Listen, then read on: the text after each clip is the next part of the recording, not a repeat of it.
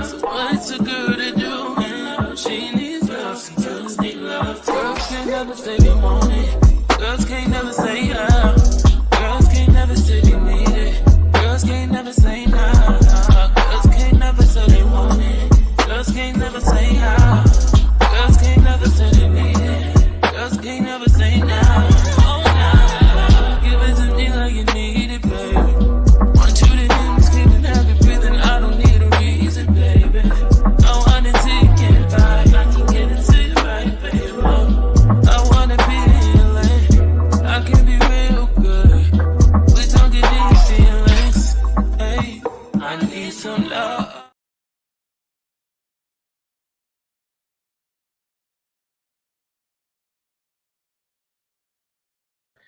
Hello, everybody, and thank you all for coming out to the Goddess Queen Tulsa show. I am your host, Queen Tulsa, and tonight we have a great lineup for you tonight. Okay, tonight we have, oh my goodness,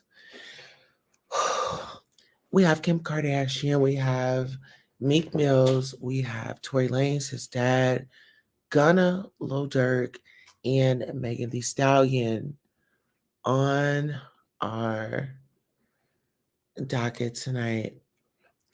And child, it's really a lot. It's really a lot. And I try to like keep my opinions to myself. But I must say this. I did say that Tory Lanez should have spoken up in the trial, that he had going on. Well, unfortunately, now he comes out and, he wants to express himself and let us know how disturbed he is. First and foremost, let's go ahead and get into Kim Kardashian allegedly dating hip hop star Meek Mill, and we have receipts.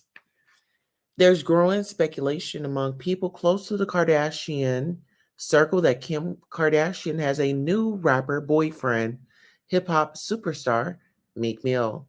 Media Takeout has exclusively learned Meek Mill, as Media Takeout reported in the past, Kanye West accused Kim of having an affair with Meek during their marriage. Meek and Kim worked closely on a criminal justice reform project, and the two became close friends.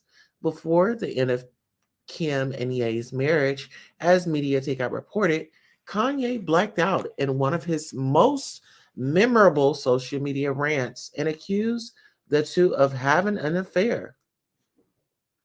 At the time, both Kim and Meek denied the affair, and up until now, we had no evidence that their relationship was anything but platonic. But things have changed. Media Takeout spoke with two industry insiders who believe that Meek and Kim's relationship may have turned romantic. One music executive told us that Kim and Meek have been in contact. I was with him last week and he was texting her. I don't know what it was about, but he was acting like it was personal. Child, Kim Kardashian.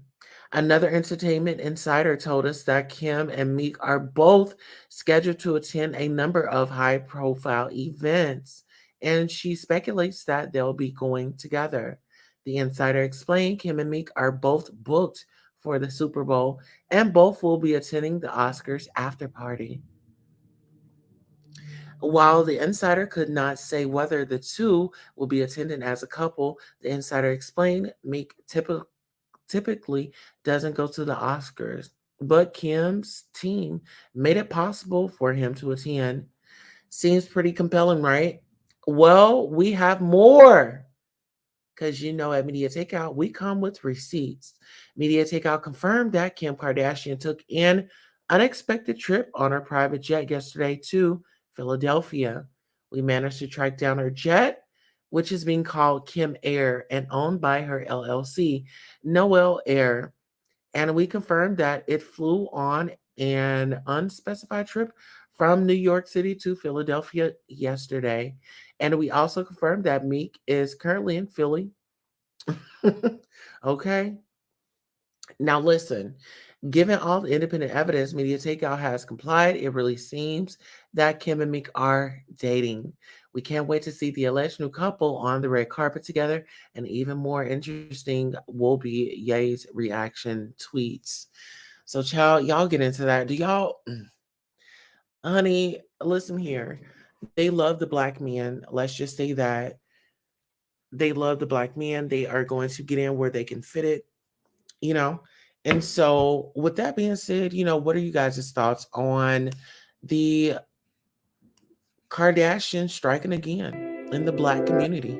You know, I mean, just come on, come one, come all, everybody gets a piece. Can you really be mad at that family though? Let's do some housekeeping. We have Sonya Media in here. She says, misspell curse words. Her channel will not be monetized. Please misspell the curse words, guys. We have Salam in the building. He says, hi, Tosa. Hello, how are you? We have Rod B in the building. Good evening, Queen in chat. Good evening, Rod B, and welcome. Kaylee Mayley says, Kim is a you-know-what. And you know it. Okay, and Sonya's waving at Rod B. Okay, now listen here. I want y'all to really get into this thumbnail because it's really interesting, right? Really interesting. Do you see Meek Mill's, with his hands up in the air, and the guy right behind him? Right up on it. Absolutely. So who else do we have? We have Lil Durk fires shots at Gunna on new song. Lil Durk previewed a new song and fans think he fired shots at Gunna for taking a plea deal in the YSL RICO case. What happened to Virgil? He probably gonna tell. Gunna raps. What happened to Virgil? Gunna walked out of jail last month after pleading guilty to charges of racketeering and conspiracy. Gunna received a 5-year sentence, which was reduced to time served when 4 years were suspended and 5 months commuted. Snitching rumors circulated immediately after word spread of his plea deal. He issued a statement denying he would testify against Thugger. While I have agreed to always be truthful, I want to make it perfectly clear, I have not made any statements, have not been interviewed, have not cooperated, have not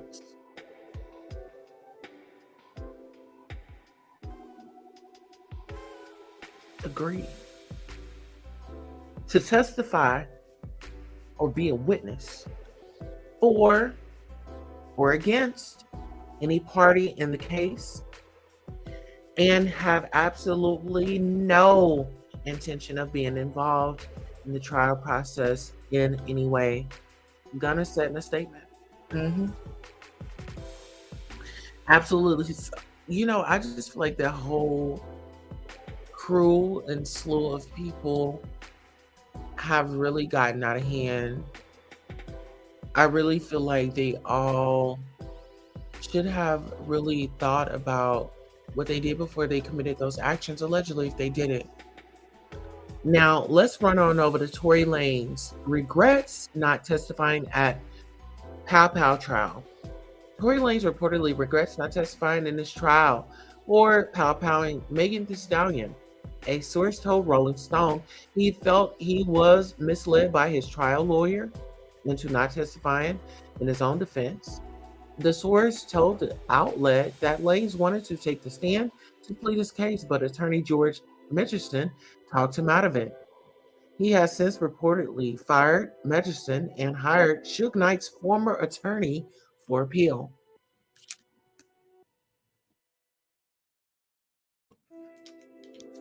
And now get into this. There is another side of the story at trial, which has yet to be told, and we look forward to doing so. David Kenner said, Suge Knight talked to Rolling Stone about the case, comparing himself to Megan. I understand what Megan goes through because when Tupac and I got powed in Vegas, I got a fragment and a bullet an inch to my skull today. They didn't remove it because they said if it went another inch, I'd have been a vegetable or unalive. So I know what it's like when people say you didn't get powed. This didn't happen. He's lying. They accuse me of stuff too, Knight said. Oh, wow. So Tory is reaching out, has reached out to Suge Knight's lawyer, and now he's going to be on the case. What do you guys think about that? So in other news, Tory Lanez former attorney denies firing reports. Tory Lanez former trial attorney George Mgdesyan has denied reports that he was fired after the verdict of the trial. I did not get fired. I'm still friends with him, he said, adding that the decision to part ways with Lanez was mutual. I met with Tory's dad. I went and visited Tory. So I wanted to be very clear because I know there are people who are reporting facts that are not true. He said, I'm a trial lawyer. I don't have time for appeals. He added, I'm in court every day. I try probably 5 to 7 cases a year. So it's a lot of trial work, court work.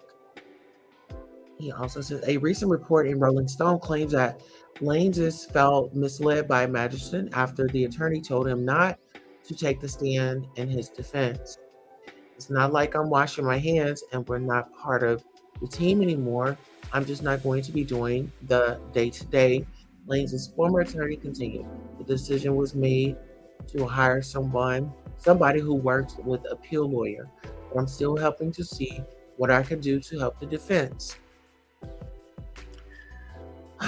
I wish that they would just really let it go. I really wish that they would just seriously let it go. I'm tired of hearing about him, and his dad is really, doing the most. What do you guys feel about Lil Durk calling out Gunna for allegedly snitching? Oh, absolutely. Oh yeah. Oh yeah. It's a lot. You know, um,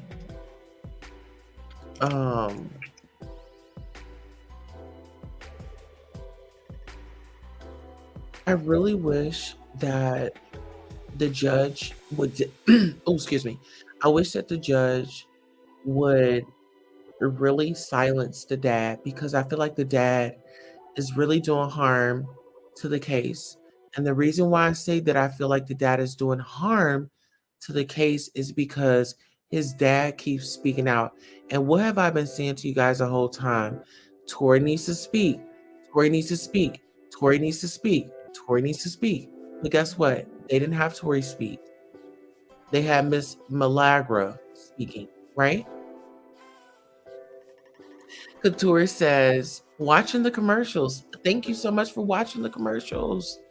We really appreciate it. She says, hey, Queen, and hey, chat. Hey, Couture Bay. Welcome to the show. Haley Maley says, I feel for Gunna, but he had to do what he had to do to get out of jail. And that's my thing. I'm not taking a rap for nobody. And when you have people like this, it really makes it hard for people to believe you. Let's get into the content.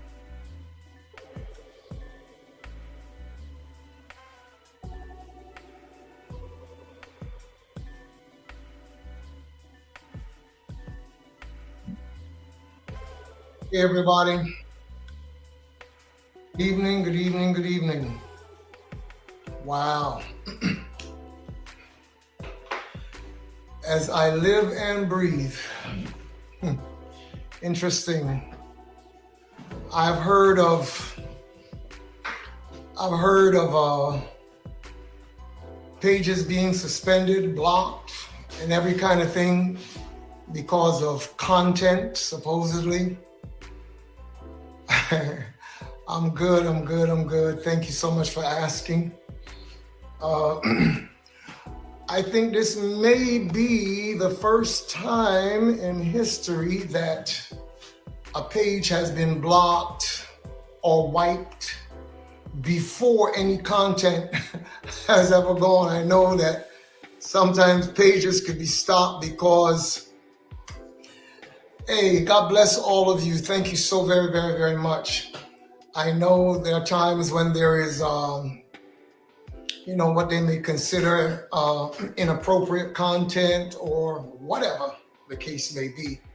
But I've never heard of a session being blocked before anything actually begins on IG.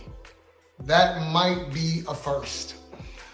I'd like to welcome all of you and thank you so much for taking your time to come in tonight and to be a part of this. I'm grateful. Just want to ask everybody that is on here, you know, I haven't been on IG like this in over 2.5 years. It's been over 2.5 years that I've not really posted anything that, you know, is a message from myself. I used to be very consistent in posting messages that were really bent or aimed at encouraging people, strengthening people throughout the time of COVID. Oh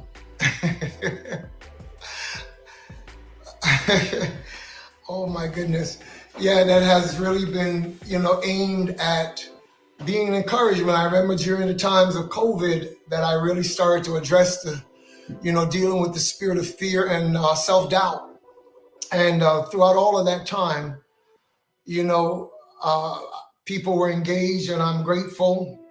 It was encouraging to hear that the message was not merely, you know, going out, but that people were actually receiving from it. And so for 2.5 years, over 2.5 years, I've not really said anything. I have walked through this season. We have been through the storm and the rain, and we have kept ourselves strong. In fact, let me correct that. God kept us strong. And I'm grateful for everything that the Lord has done and how he has kept my family, because guess what? We have been through so much. And that is why tonight I thought it was time to speak. In the book of Ecclesiastes, it is written, there's a time to speak and there's a time to keep silence. And I do believe that the time has come to speak for now, you know, for now.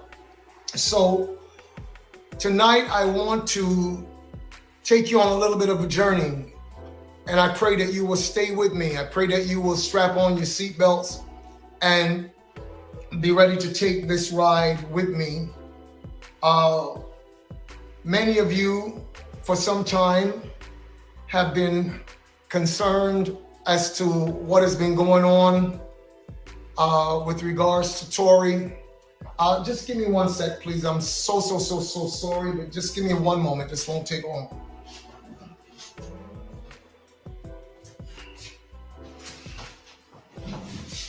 Yeah.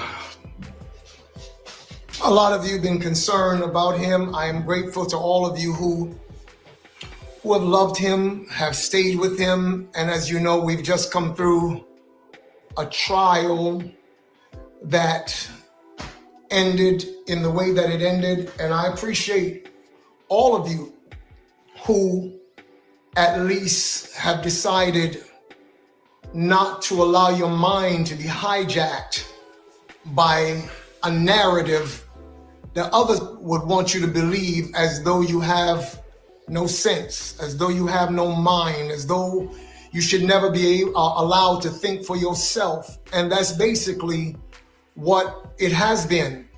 So I really want to go back,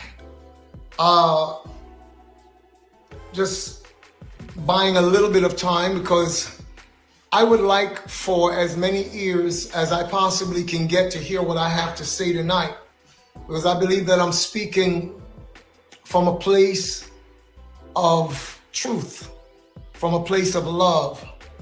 And some of you who are coming on, I appreciate, by the way, a couple of you contacted us, my wife's page, and a couple of you have said, hey, listen, how can we help? Because it's very obvious that there are certain forces that would not want my voice to speak tonight. But this is not new. This kind of warfare began just over 2.5 years ago. 2.5 years. No, we are, 2.5 years and a couple of months ago, let's say, give or take. So tonight, I want to take the time to paint you a different picture, because there are those who felt that it was important to paint my son, Daystar Peterson, aka the artist Tory Lanez, with a particular brush and to hold him up in a particular light to make people think that he is a monster, that he is this really, really terrible person that did a really, really terrible thing. When I look at the fact that these people were willing to go to no length to make sure that story is told and told and told and told, it makes you question why. You see, I was the first person that he called when he was able to call on the phone to say something about the situation that had happened back then. I must say this to you, however, before I get started. It is not my intention tonight to go into merits of the ongoing trial. Thank you. He is, in fact, innocent. God bless you for stating that, and all of you who have stated and continue to state that my son should, in fact, be free. So I am not going to get into speaking about a case that is not over, although many would like to think that it is or would hope that it is. So I'm not going to get into speaking about the merits of a case, about the legal realities of it. They are experts in that field who are standing up to address it now. And so I will allow them to do what they do best. And I will do what I know that God has gifted me to do best. And that's number one, to tell the truth. That's number one. That's number two, to be a voice for truth. You see, truth is not a philosophy, people. Truth is not an ideology. Truth is not a religion. It's not a doctrine. I have been a servant of God for years. My children grew up as they saw us go from sometimes city to city, nation to nation. We lived in a lot of different places. And on one hand, that really gave us an international perspective of the world and what it's really all about. And so there are some things that I do want to say, and I would ask that you can help me to get it out as far and wide as it is possible to get it out. I pray that those of you who showed up for Live at 7 to find that my page had gone dark, was just a black screen there, that I pray that you return. Thank you again for those of you who actually reached out. I've had a couple of calls, some messages, and people are saying, hey, how can we help you to do this? How can we help you to do that? Can we get you on station head, et cetera, et cetera? And I appreciate all of that. I'm not coming tonight with vengeance in my heart. I'm not coming to try to tear people down. I'm not trying to render evil for evil. As the word of God that I have taught and lived or sought to live for years have told me to love even my enemies. It's not easy sometimes, I can tell you that. But I have sought to walk the love walk, and I've taught my children to do the same. One thing I do know for sure is that I never hold anyone in my heart in unforgiveness, because I've learned that unforgiveness is like pouring acid into a container. If you pour acid into a container, it will first affect the container before it affects anything outside of the container. So I do not ever allow people and what they have to say to be either the standard by which I determine anything in this life. I would rather forgive people so that I can have a clear heart, that I'm able to hear God. I've been told that if I were to go live tonight, there are those who will take my words and spin them for whatever they want to make it say. However, I've also learned not to fear men, but only to fear Almighty God. You see, Jesus said this one day. He said, "Do not fear those who can kill the body, but rather fear him who, after the body has been killed, can also destroy the soul in hellfire." So I've learned over the years not to fear men. Now, we are living in a time of the internet. We're living in a time of social media. And it is so sad to see social media becoming a place that is so full of toxicity. People, internet trolls, who don't like to see the beauty of a life unfold. You know, they like moles.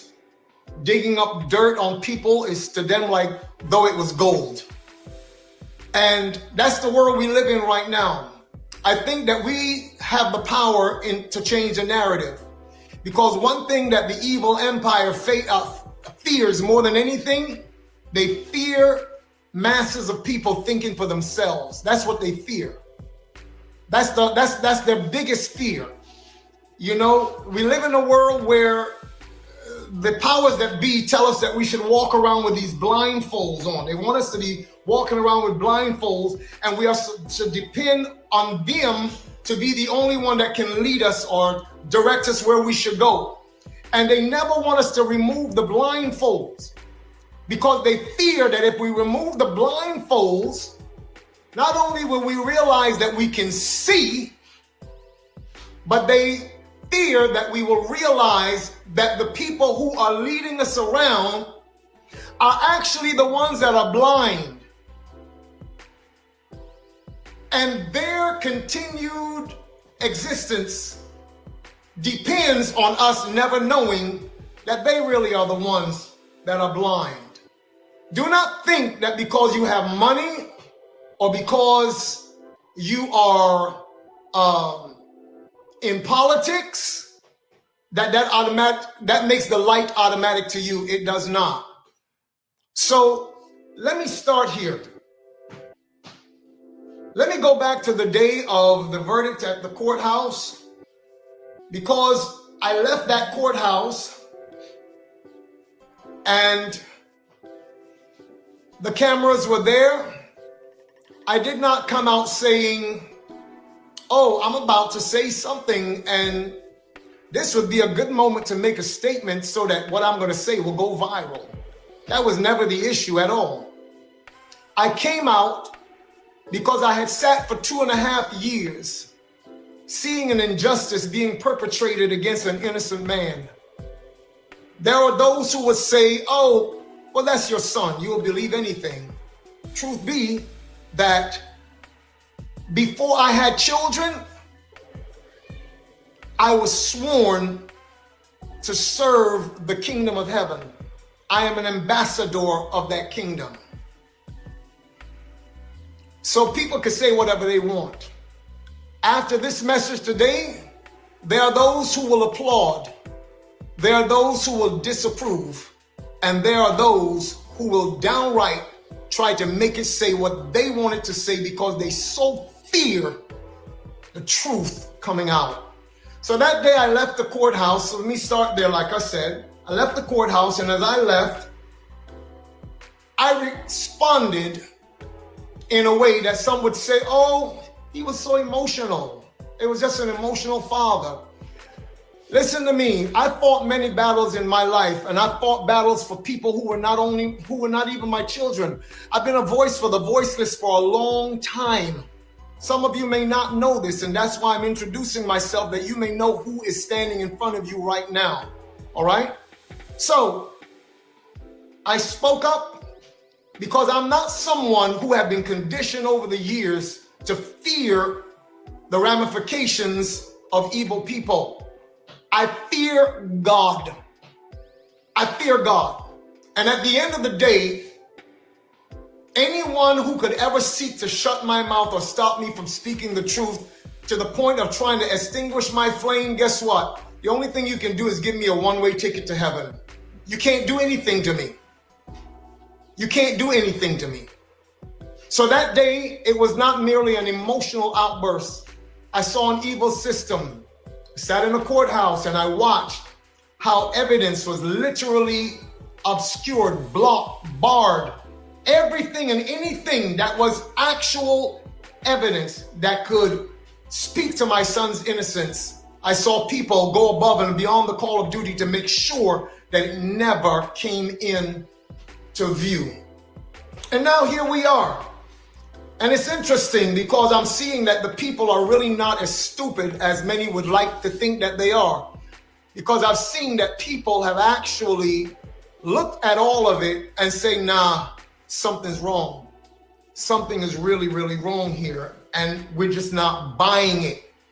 So as soon as certain folks saw that the narrative was not going in the direction that they wanted it to go, as soon as they saw that, in fact, it was not how they thought it was supposed to have thrust certain people further into the stratosphere of superstardom while using my son as a sacrificial lamb to make that happen, because that's been the narrative for 2.5 years. That's been the narrative. And as soon as they saw that it was not going that way, that in fact his numbers were rising while certain other people's numbers were falling, they began to dump onto the internet from the attorney's office, from the district attorney's office. They began to dump things that were supposed to have been evidence in a trial as though the guilty verdict was not enough. Then you had persons like this lady, what's her name? This journalist, Megan Thee. This woman actually went on and said that she saw my wife and I giving transcripts or leaking information to certain journalists to put out on the internet. Wait. Stop for a second. Number one, why would the district attorney's office give us things to put out on the internet to make my son look even worse? Hence, I'm talking about the interview with Kelsey. Why? That makes no sense. So I had to realize that this woman was saying things for the sake of clout. Moving right along, here we are today. Long time ago, I made a decision before God. I said, God, if I ever sin or mess up in private, I will come before you and I will repent. I will ask forgiveness in private. But as a leader, if I mess up publicly, then I will go to the people before whom I've messed up and I will ask them to forgive me publicly. That's been my stance. So that's why I'm even going back to the day on the courthouse steps, because many of you were led to believe that it was an emotional outburst on my part. It really was not merely an emotional outburst. You would have to know my history. You'd have to know how God has used me in nations around the world, you would have to know that there are times when I've stood up with great boldness to speak on behalf of those who were marginalized, those who did not have a voice, to speak on behalf of those who people did not want to be able to have a voice, to publish their pain and the things that were going on with them. And so that's been an issue for some time. So you can chalk that one up to the burden of leadership. But I want to ask a real serious question. What do you do when you see injustice happening, when it is so blatant and so plain before you? What do you do? Do you just sit back and fear the powers that be and say nothing? Is that the response that we are expected to have in the midst of injustice? For me, I remember what the scriptures say. Number one, woe to you when all men speak good of you. You see, when everybody is speaking wonderful of you, somewhere along the line, you're compromising, because not everybody loves the truth. And if you are just, everybody is speaking wonderfully of you, it means you're not telling the truth somewhere or the other. So I don't fear when people begin to be concerned that I speak or say what is right, even though it can cost. I want to tell you all something. We have been conditioned in life to always take the path of least resistance, because we don't like discomfort. We don't want discomfort. We fear anything that makes us uncomfortable. But we don't realize that sometimes discomfort is a part of the process. Discomfort is a part of the process. A diamond never becomes a diamond just by not going through discomfort, if you will. Diamonds are formed 240 miles below the Earth's, I forget what you call that crust below the surface. And it is processed by heat and by pressure. The heat there is over 3,000 degrees. And 50, what do they call that? 50 millibars of pressure. They said if you want to understand that, then imagine the weight of 2,000 grown men standing on your foot. That's the kind of pressure that it takes to form a diamond from what? Just what we would consider coal, carbons, coal. So sometimes in life, if you are going to be everything that you can possibly be, if the beauty that is on the inside of the creativity that's in you is going to come out, sometimes you're going to go through fire. You're going to go through pressure. Don't fear it. Don't fear it. Don't let people make you fear that. So let me go back to some 2.5 plus years ago. When all of this stuff happened, a lawyer entered into the picture, a man by the name of Alex Spiro. He is a former DA in New York. He used to be the NBA's spin doctor. He was their go-to guy for NBA ball players. And then he went into private practice or became a part of a firm. And this man has been on the record. It's not something I'm making up. It's already out there on the internet years ago. He said, when I'm going to try a case of a high-profile case, I first try it in the court of public opinion. And so that's what they did. The strategy was basically to paint a smear campaign against a young man, an artist, to try to make him feel or try to make the public believe that he is the worst person that's ever walked on the planet. How could he be so terrible to shoot a black woman and all of that? Some of the people who piled on, some of them, when they say a black woman, they sound so insincere because they never cared about black women before that. But all of a sudden, this became a good narrative. It boosted views. It gave more likes. It sounded really, really wonderful. And, you know, for them to be on the side of this defenseless black woman. Let me stop right here and say this, and this might come as a shock to many of you. But guess what?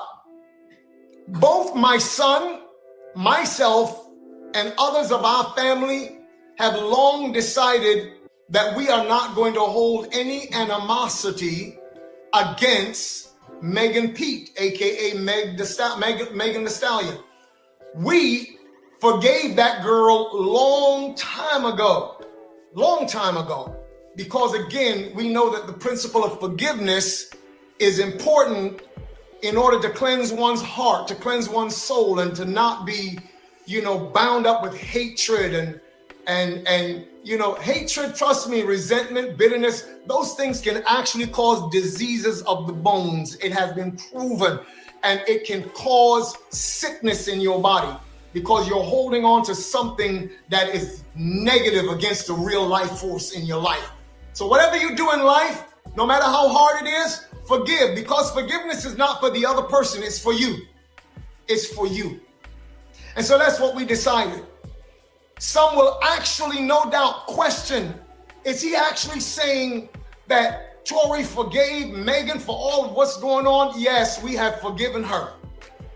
But what we will not back down from is the machine that has been in the background trying to press a narrative in order to use this girl for what they have used her for. So let's move on from there.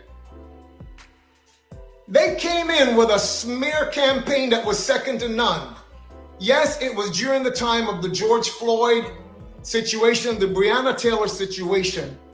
And they basically tried to make a silk purse out of a sow's ear. That's not my saying, that's an old people's proverbs, who says you cannot make a silk purse out of a sow's ear. And reality check is that they were trying to make someone be an icon for civil rights who did not have any such desire, who did not have any such convictions about being that at all. And it came across very insincere to a lot of people. You see, the powers that be and those who actually have the power of the machine in their hands can make us think all day long that that was for real, but people saw right through that. And so a lot of that began to just fall on its face. The strategy was simply this. Number one, they went behind the door, closed doors, and got the powers that be to place a gag order on my son. He wasn't supposed to say anything. He wasn't supposed to say anything. Even to the place when he sought to use his art to speak for himself, because that was his only way. There were so many voices. Oh my God, how insensitive, blah, blah, blah, blah, blah, blah, blah.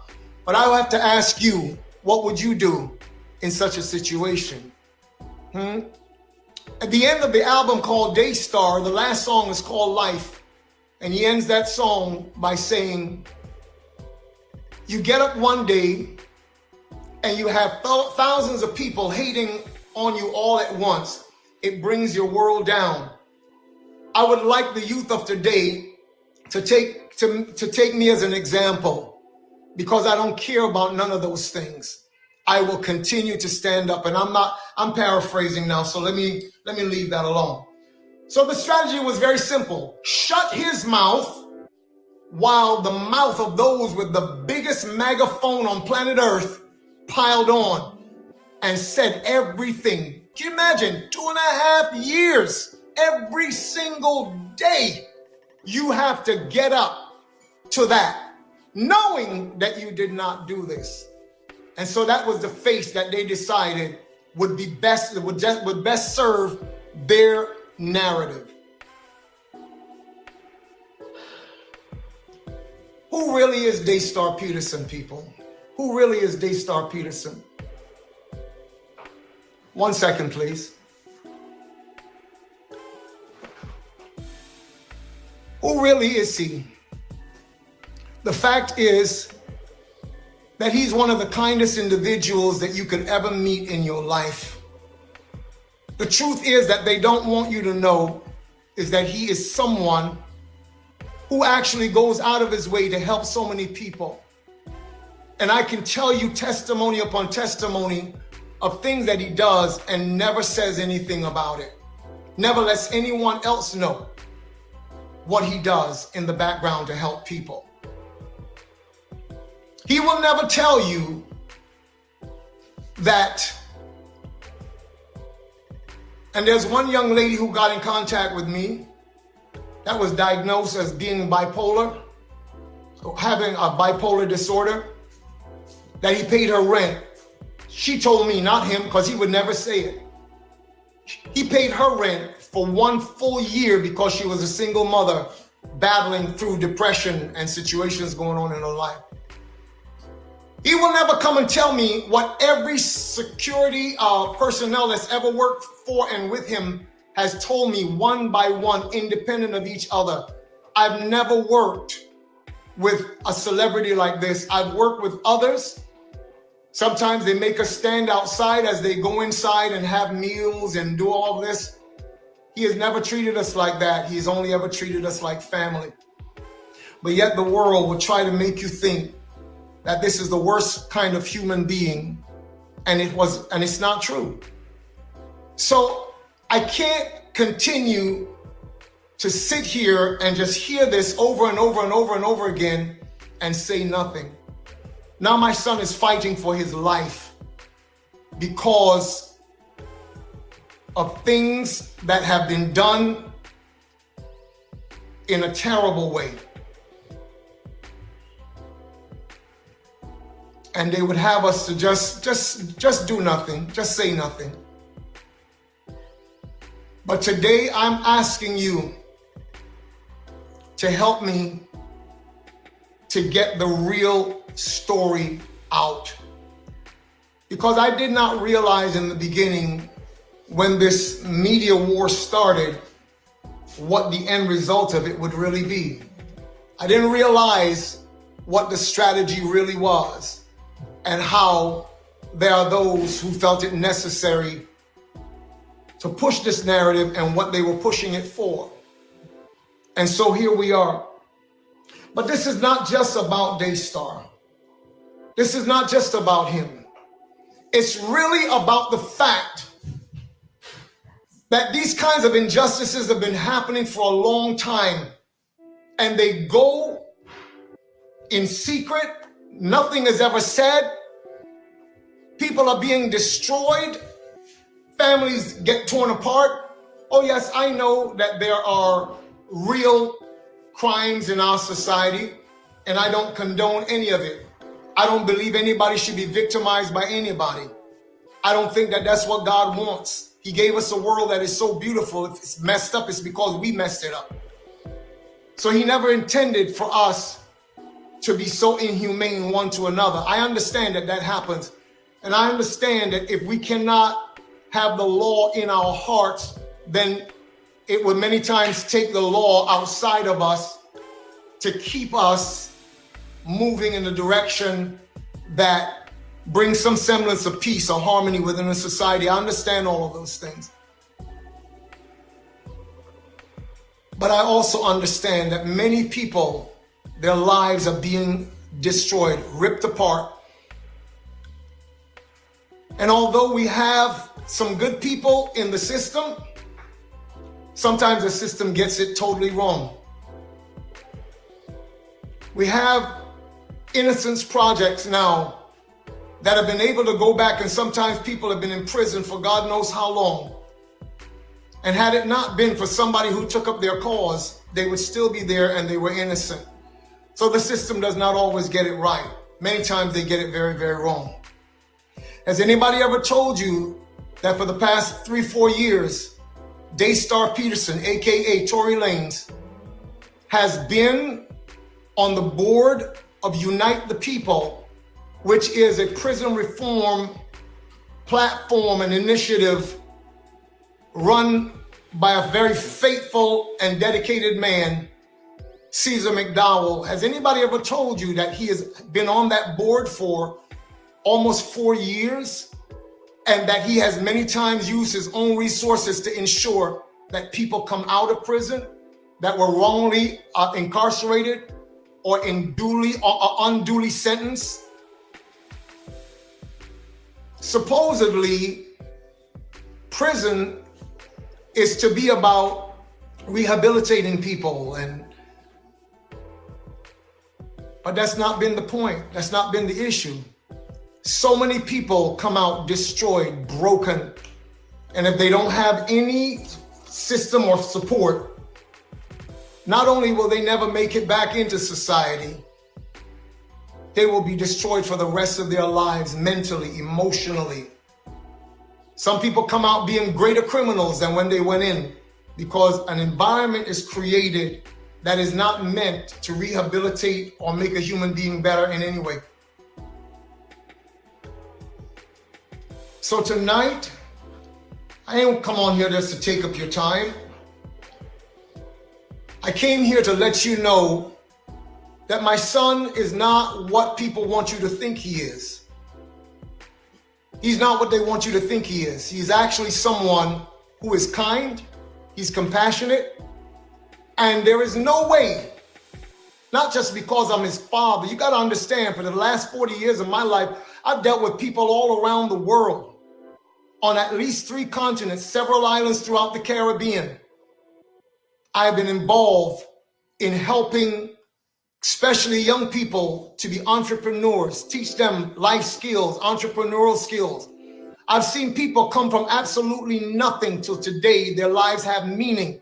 They're actually doing things and helping other people in their lives.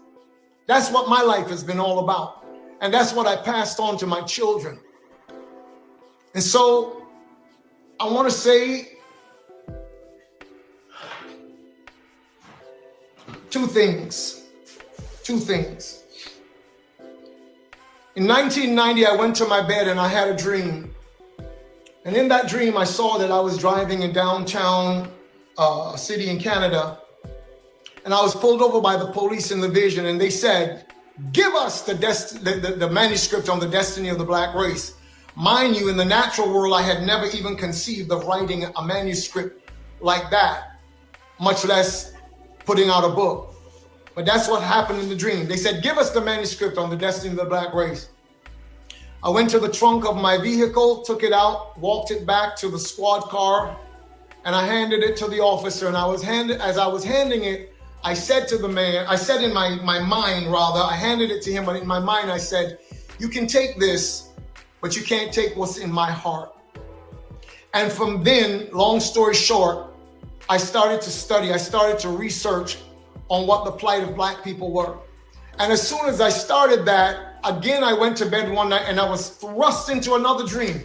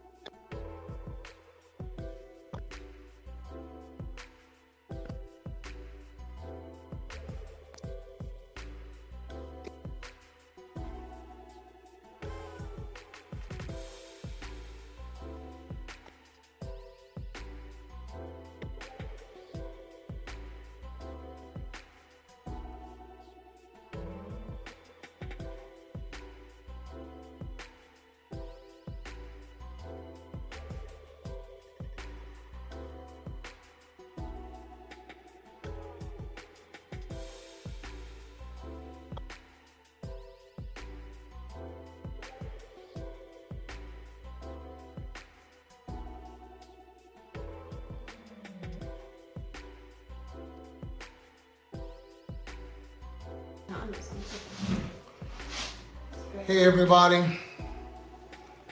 good evening, good evening, good evening. Wow. as I live and breathe. Interesting. I've heard of pages being suspended, blocked, and every kind of thing because of content, supposedly. I'm good. Thank you so much for asking. I think this may be the first time in history that a page has been blocked or wiped before any content has ever gone. I know that sometimes pages could be stopped because, hey, God bless all of you. Thank you so very much. I know there are times when there is,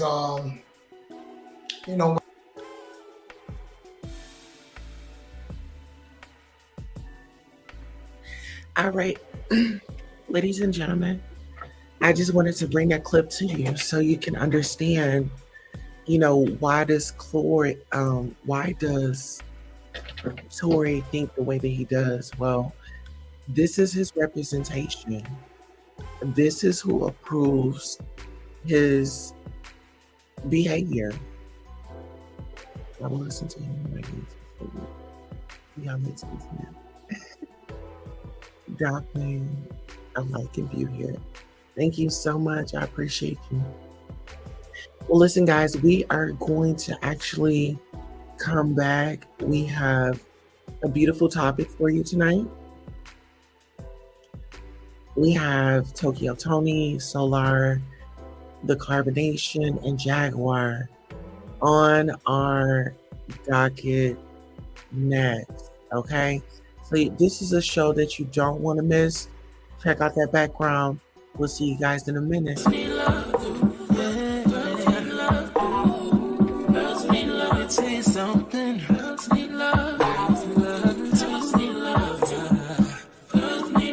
What's a girl to do? She needs love. Girls need love. Girls can't never say they want it. Girls can't never say yeah. Girls can't never say they need it. Girls can't never say nah. Girls can't never say they want it. Girls can't never say yeah. Girls can't never say they need it. Girls can't never say nah. Oh nah. Give it to me like you need it, baby. Want you to hear me screaming, have it breathing. I don't need a reason, baby. I want it till you get by. I can get it to you right, baby.